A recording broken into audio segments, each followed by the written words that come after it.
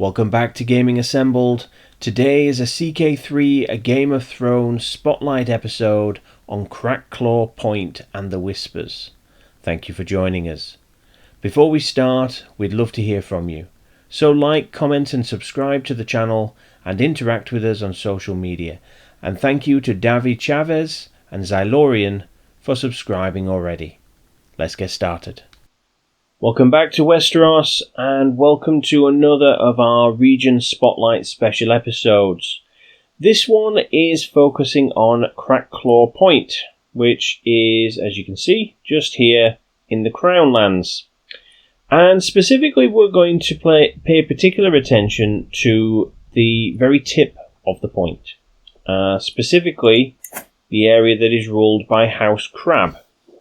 And this area has featured in the books and in the TV show, most notably with the Whispers.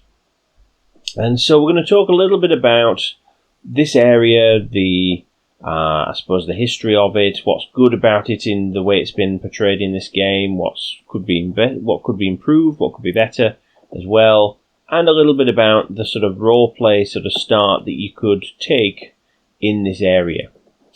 Now, let's start with the house that rules here. So, House Crab.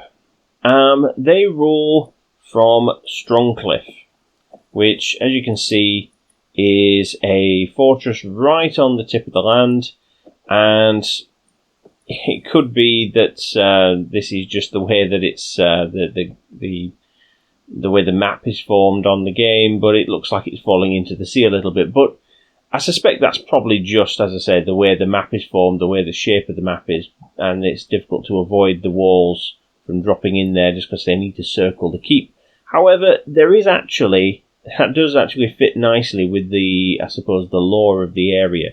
More specifically with regards to the Whispers, which the Whispers here is, in the books and the TV show, it's a ruin. So again, that's something doesn't quite fit here. But this is the original seat, the original stronghold of House Crab, and the idea is that it is a castle that has long since fallen into ruin. The semi-legendary founder of the house, Clarence Crab, Lord Clarence Crab. This was his stronghold, and the name of the Whispers there's two stories. One is the sort of semi-legendary one. The idea that he would, in battle, lop off the heads of his enemies, and he would bring the heads back to the house, back to the castle, should I say, and the idea was that his wife would kiss the heads, and they would come back to life again, just as severed heads, and he would then keep them in the castle to offer him advice. And the Whispers, which is, well, obviously what the castle was named from, the Whispers in that story relates to the whispered advice, the sound of the heads whispering advice to the lord who resided there. The other story relates to more its position on the coast, and the idea of the Whispers being the sound of the sea getting into the caves and the holes in the cliff and things like that, and it making this sound. And that's sort of the other story of it. But the point I was making about how things are dropping into the sea here is that, again, there's precedent in the law, so to speak, of erosion happening on this area of the coastline, and the idea that a tower, some parts of the original castle dropping into the sea. And although that's, as I say, I'm sure that's not what this is intended to represent, but I do think there's quite a nice image, sort of reflection there of that, whether or not it's intended.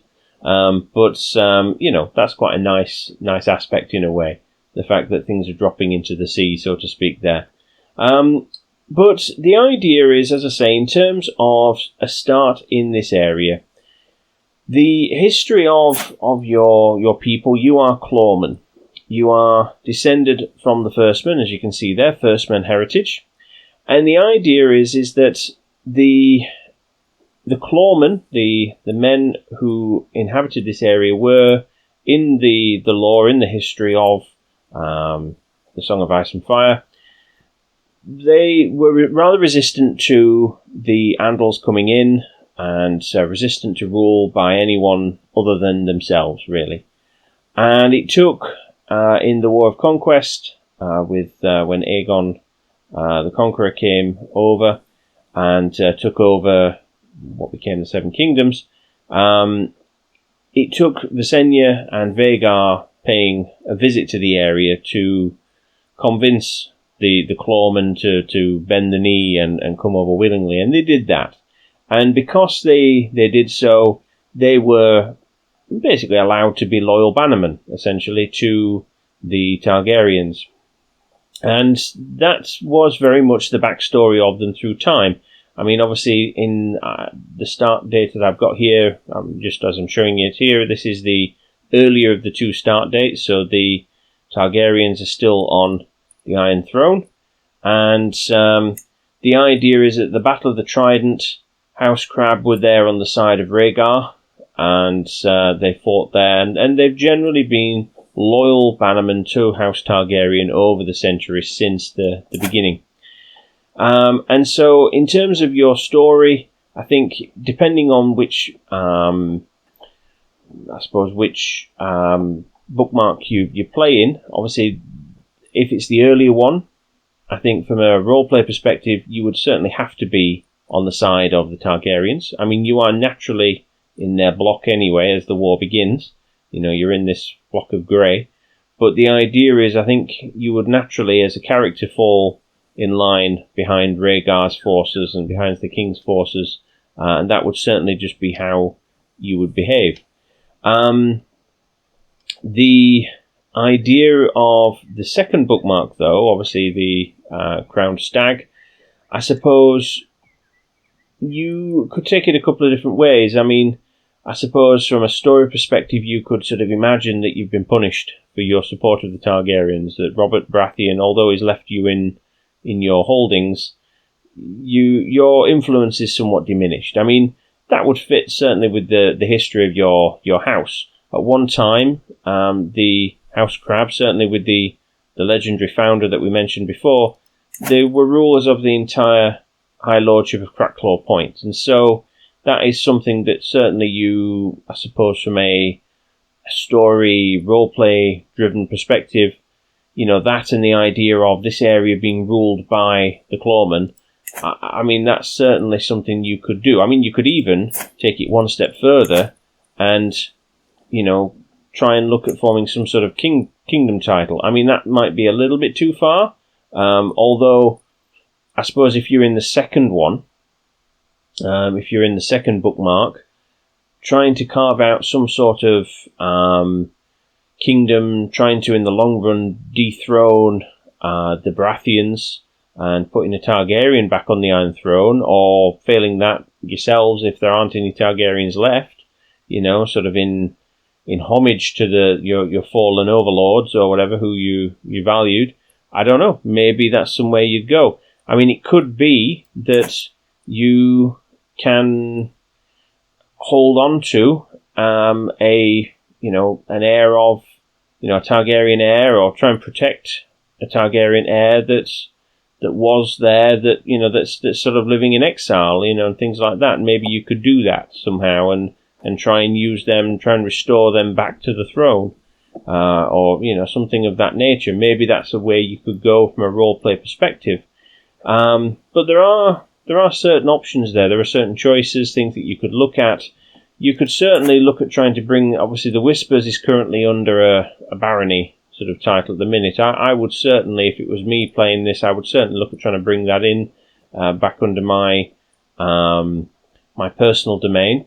I mean, the idea is that, I mean, for me, it would be lovely if this had started off as a ruin and there was some sort of decision to rebuild it or develop it again. You know, bring it back in, you know, this being your current seat of power, and you think, oh, well, in this time of uncertainty, we need all the the forces we can muster, and right for that we need extra lands and we need to rebuild the Whispers again. That would be, I'd say, a really good decision for me. That would be a really nice thing to have included. So maybe that's something that could be looked into and developed as time goes on, sort of from a roleplay perspective. I mean, I don't think there are any particular decisions or that you can take that relate to the culture. I mean, culture-wise, there are some nice bits in there. I'd say certainly bits that sort of lend themselves well to the idea of supporting the Targaryens and things, sort of chivalry and things, and this sort of wild heritage and things. You do also have the idea of the Marsh Walkers, your own sort of men-at-arms regiment that's not specific to your house as such, but specific to your culture and things. So that is certainly a way you could go. I mean, you could possibly even diverge your culture, further and things if you so wish to, but, I'm not quite sure that would fit with your character's heritage, but, I suppose it's a possibility you could consider. But, certainly, I mean, there's some here of your neighbours, if you like, within Crackclaw Point who follow the old gods. There's some that are the Faith of the Seven. You are the Faith of the Seven as well when you start. But there's options there for things that you could do to take yourself forward, to regain sort of your past power and certain things, and go from there. As I said, they have been very loyal to the Targaryens, and they've had multiple family members who served in the Kingsguard. So there's options, as I say, from a roleplay perspective.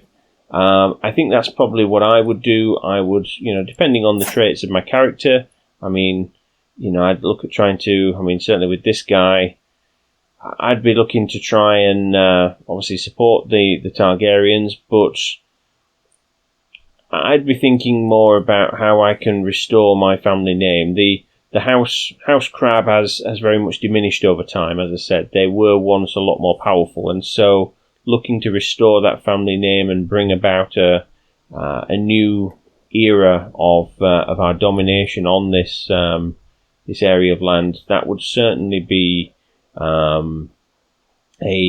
nice roleplay thing. And certainly if you're playing in the second bookmark, once Robert Baratheon's on the throne, increasing your power to make you a little bit more of a, I suppose a worthwhile ally of any Targaryens trying to look to retake the throne, give you that force that you need to try and rebuild, restore things back to as they, in your mind, should be. Maybe that's your way forward to do that. And as I say, you've got certain advantages to do that with your particular men-at-arms and things like that. I mean, it would sort of suit the area, but you have options to do. So I hope, and it's only a short video, I know, but I do hope that has been useful for you in terms of just giving you a little bit of insight into this area. It's certainly got a lot of potential in terms of a roleplay campaign. If you have other ideas in terms of ways that you could play it, though, obviously going a different angle in terms of the roleplay or something like that, then I would be very happy to hear it. Do put that into the comments and chat about it and things. I reply to all my comments generally, as far as I can anyway. So, I will happily talk about it with you. That's no trouble at all. And if you have any other suggestions for further Spotlight episodes that we could do, by all means suggest them as well. I will do my best to try and sort of answer sort of requests and look at other specific areas as people feel that they would like. But as ever, I hope this episode has been useful. Please do like, comment and subscribe to the channel. And as ever, I will see you in the next one. Take care.